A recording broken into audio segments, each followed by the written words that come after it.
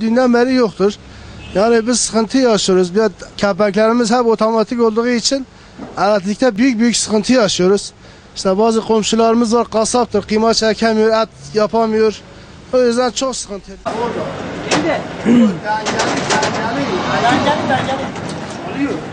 Maalesef bugün sabah dükkanı açtığımızdan beri 24 saat oldu, hatta dün geceden beri elektriğimiz yok.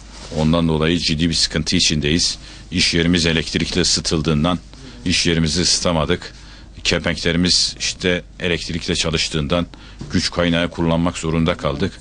Bundan dolayı muzdaribiz. Elektriklerin bir an önce düzeltilip bize verilmesini talep ediyoruz.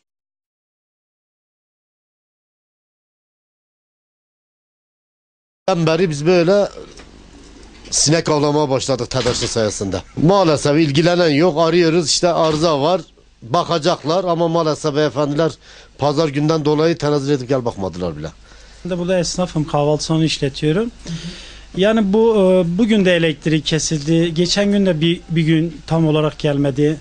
Yani bu şekil olmaz, yani esnaflar gerçekten yani hemen siftahsız açıp kapatıyor. Bak gece görüyorsunuz.